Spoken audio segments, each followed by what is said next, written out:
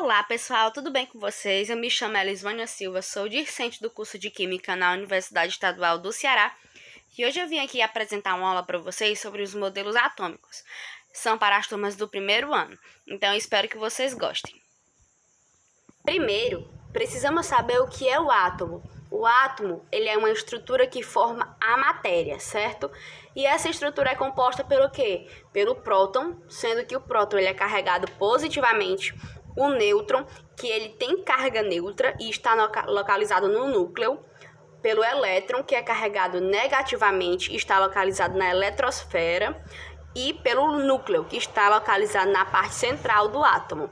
É composto também pelos níveis e subníveis e orbitais de energia, e tudo isso forma o átomo. Lembrando que o próton, além de ser carregado positivamente, ele está presente dentro do núcleo, juntamente com um nêutron. Agora nós iremos aprender um pouquinho sobre os modelos atômicos. O primeiro modelo atômico é o modelo de Dalton, certo? E ele foi baseado em duas teorias, na lei de conservação das massas e na lei das proporções constantes.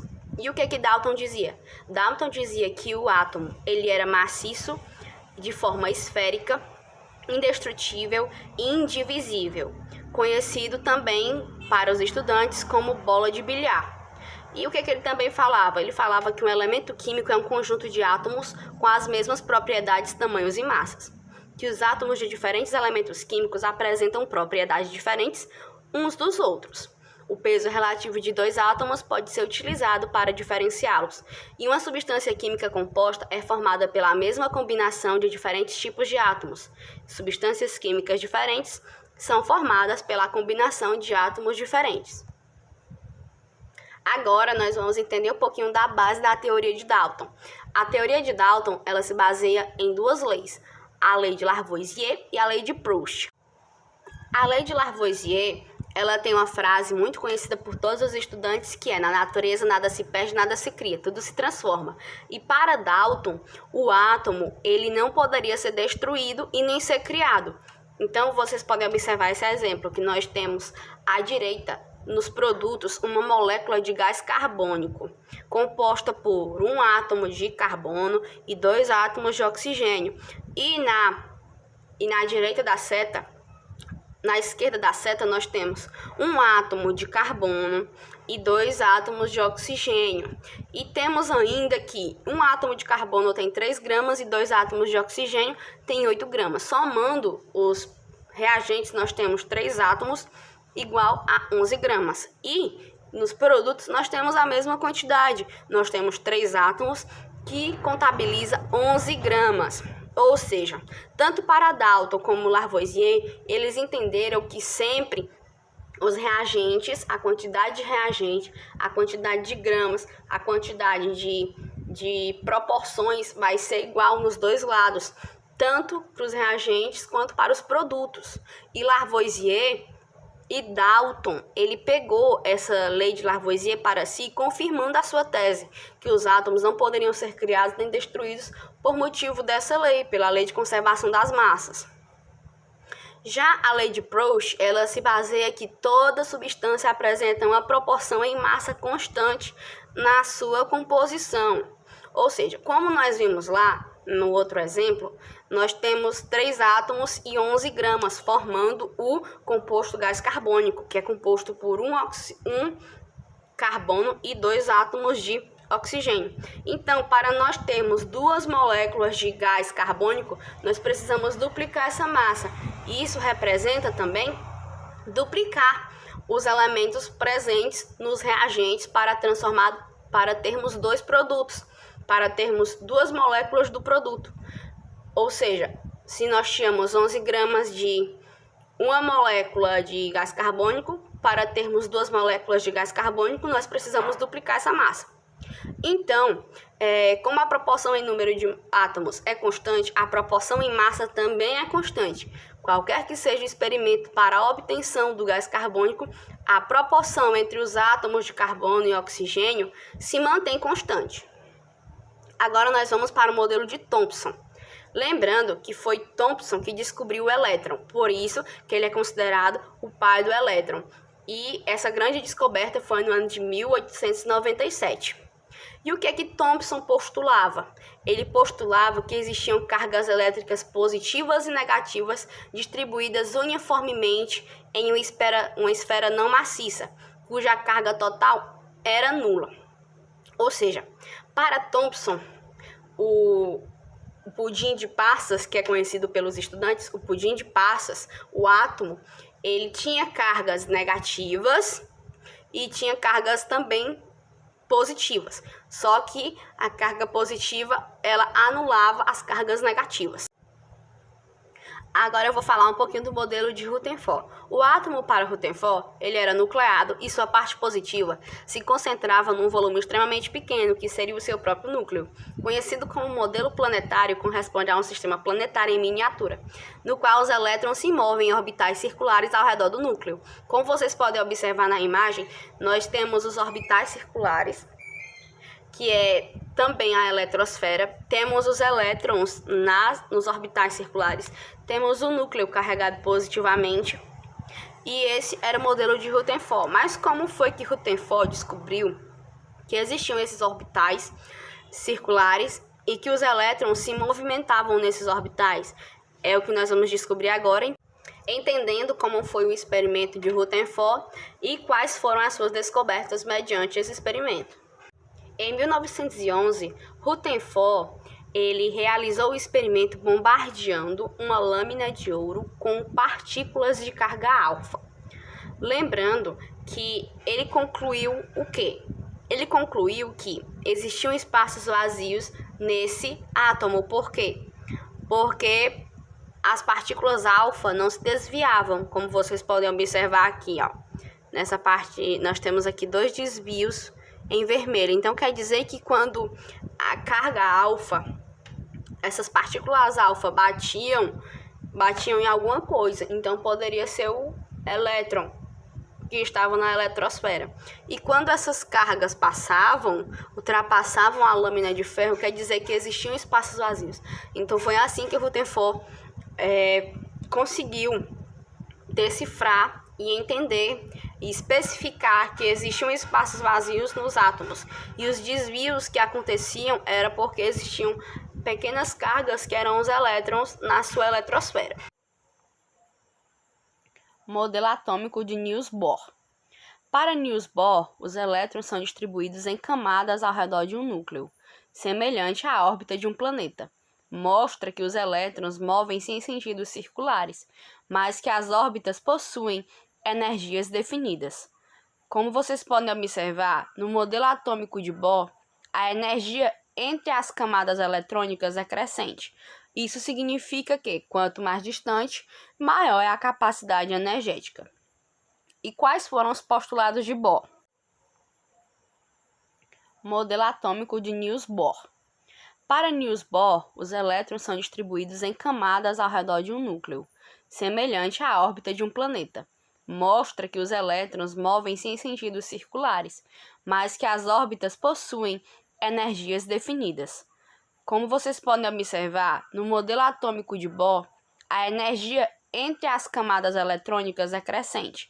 Isso significa que, quanto mais distante, maior é a capacidade energética. E quais foram os postulados de Bohr? Bohr postulou que, na eletrosfera, os elétrons não se encontram em qualquer posição, ou seja, eles possuem locais pré-definidos.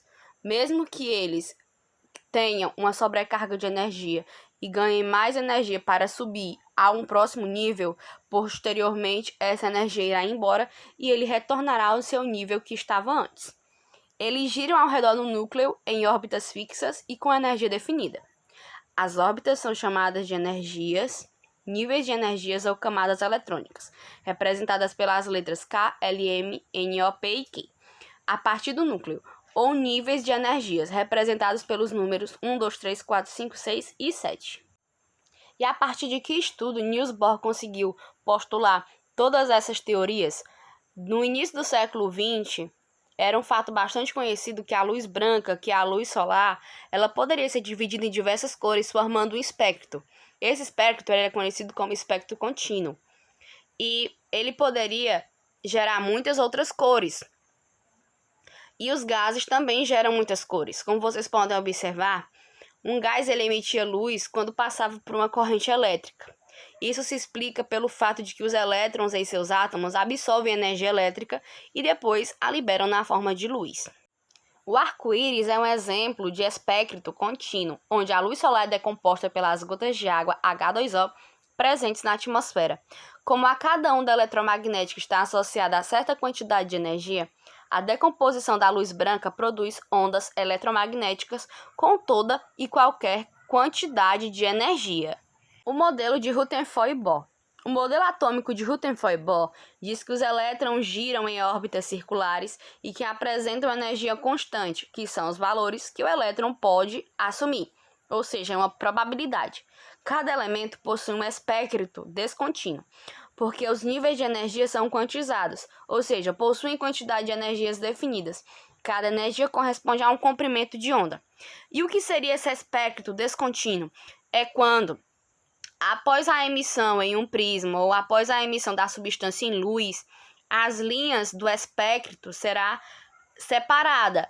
Por exemplo, se você colocar a substância hidrogênio na emissão de luz, o seu espectro será descontínuo. A partir das contribuições dos postulados de Rutherford-Bohr, ambos se juntaram e fundiram seus experimentos e as suas teorias e postulações, e chegaram à conclusão que cada elemento possui um espectro descontínuo, porque os níveis de energia são quantizados, ou seja, possuem quantidade de energias definidas. Cada energia corresponde a um comprimento de onda. Como os níveis de energia são diferentes de um elemento para o outro, cada um emite uma cor em um comprimento de onda. Por exemplo, o elétron volta da órbita 4 para a 1. A luz emitida é de cor azul. Quando ele volta da órbita 3 para a 1, a cor verde, a cor é a verde. E do 2 para o 1 produz a cor vermelha, a luz vermelha. Temos aqui a imagem do modelo de Rutherford-Bohr, no qual especifica muito bem os níveis de energia e as probabilidades em que o elétron pode estar localizado. Temos aqui também um mapa mental referente ao site da Brasil Escola. Caso vocês queiram dar uma olhada melhor, vocês pausem o vídeo, certo? Afinal, qual é o modelo aceito atualmente? O modelo atual é o modelo matemático probabilístico, sendo o princípio da dualidade um dos seus pilares. E ele é o modelo atômico de Broglie. Broglie procurou associar a natureza dual da luz com o comportamento do elétron e afirmou que a todo elétron em movimento está associado uma onda característica, postulado como o princípio da dualidade ou princípio de Broglie. E Broglie também procurou determinar a probabilidade de se localizar um elétron nessas regiões que foram chamadas de orbitais atômicos. Então, você acha que é possível estabelecer uma localização exata para o elétron? De acordo com o princípio da incerteza de Heisenberg, não é possível predizer, ao mesmo tempo, a posição e a quantidade do movimento de um elétron. Temos aqui a imagem de Broglie e temos aqui a especificação do seu modelo. Temos até a comparação entre o modelo de Bohr e o modelo de Lewis de Broglie. Schroeder, Broglie e Heisenberg, eles foram os responsáveis pelo estudo da mecânica ondulatória espacial. O estudo da mecânica ondulatória espacial ela foi fundamentada na hipótese proposta por Broglie, onde todo corpúsculo atômico pode comportar-se como uma onda e como uma partícula. Heisenberg, porém, em 1925, postulou o princípio da incerteza. A ideia de órbita eletrônica acabou por ficar desconexa, sendo substituído pelo conceito de probabilidade, de se encontrar no instante qualquer um dado elétron numa determinada região do espaço.